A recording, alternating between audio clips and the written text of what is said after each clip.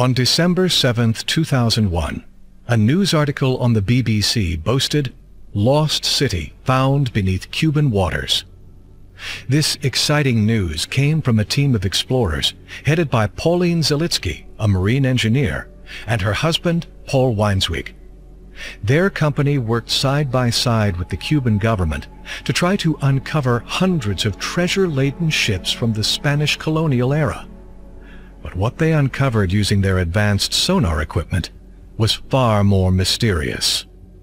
According to what they reported, Weinswig and Zalitsky had made a deal with Fidel Castro in order to do side-scan sonar readings of the seafloor around Cuba looking for sunken Spanish treasure galleons in order to have gold that might be found.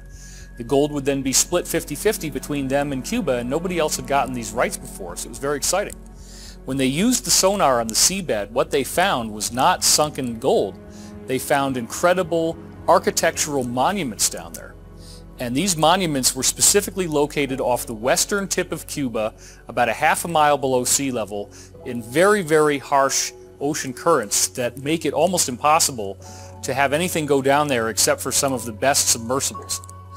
What they saw on these side-scan sonar readings were pyramid-like buildings, long roads, all kinds of clearly megalithic stone architecture.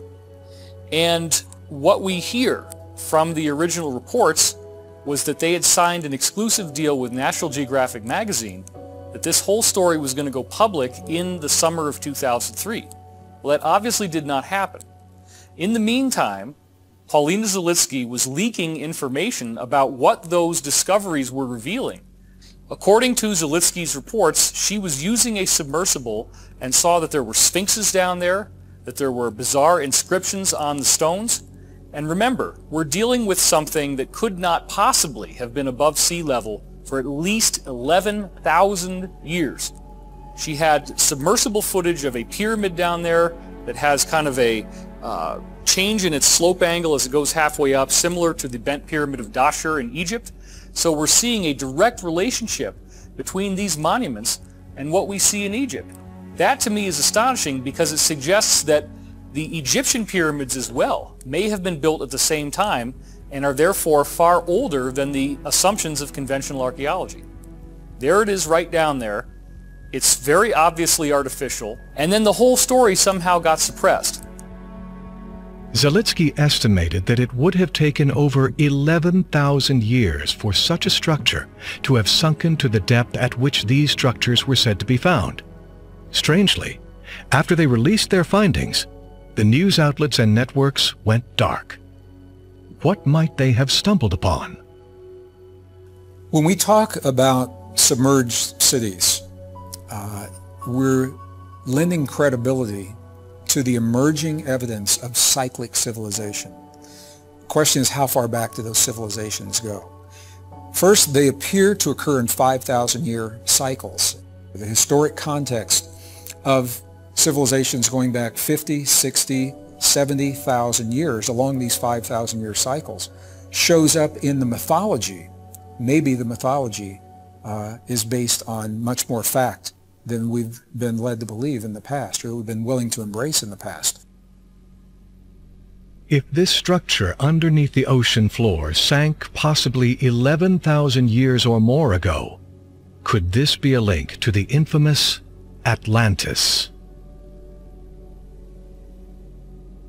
Atlantis is almost a catch-all term for trying to find the origins of civilization itself.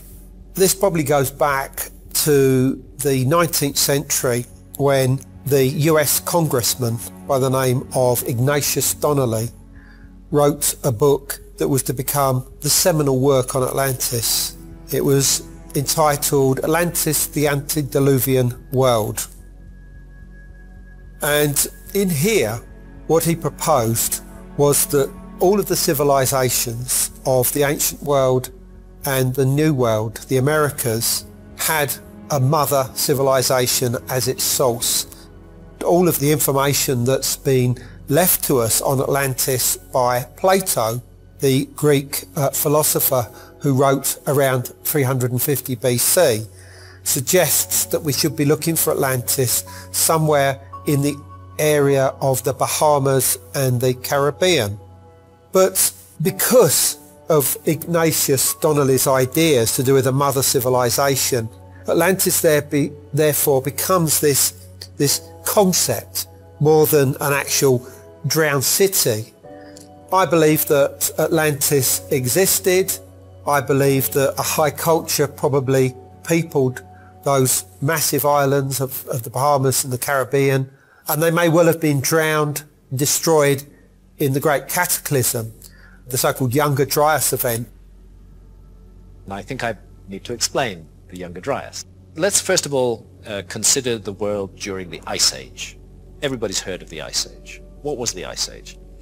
The last Ice Age set in about 125,000 years ago, and it saw the build-up of giant ice caps, primarily on top of North America and on top of Northern Europe. Exactly why the Ice Age happened is still a subject that scientists argue about.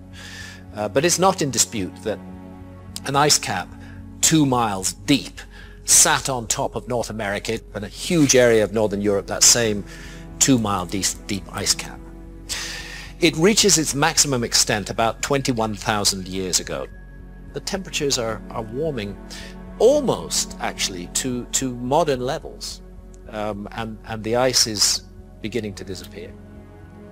And then suddenly, 12,800 years ago, really suddenly, literally overnight, everything changes, and the Earth is plunged back into a massive deep freeze.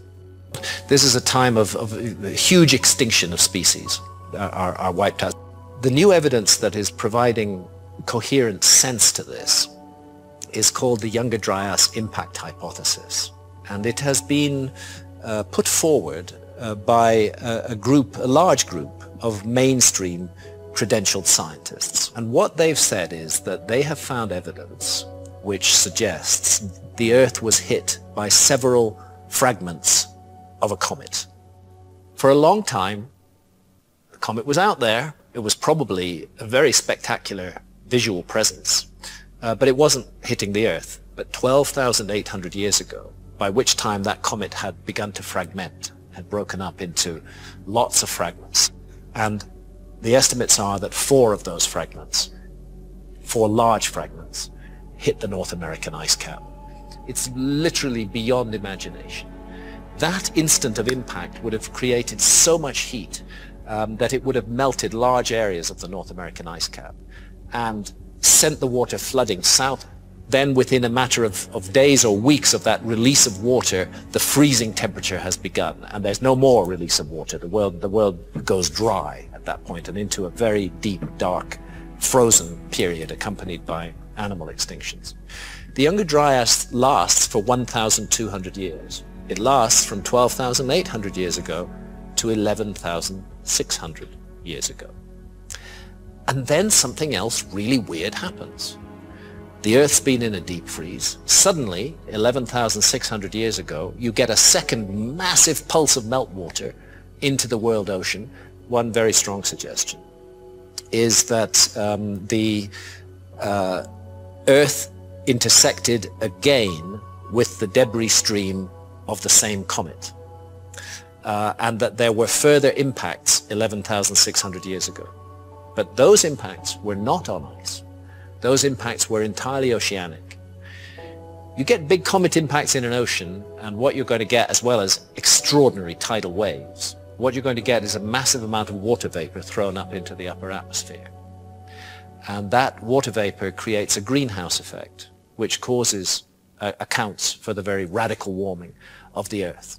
It has to be rather intriguing that that's the exact date, 11,600 years ago, that Göbekli Tepe is founded.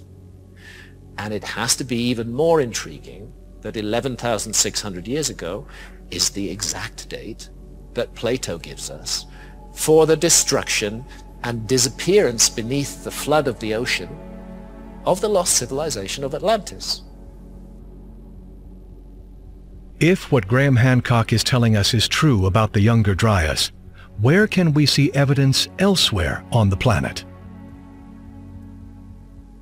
The flood also did sink many other areas of megalithic architecture, such as the gorgeous pyramid that we see in the Azores off the coast of Portugal, such as what we see around the coast of India, such as what we see in Japan, where you have sunken architecture down there. All kinds of stuff that's coming up that defies the conventional view. If you liked this video and you want to see more amazing content, go ahead and check out the next video on our channel.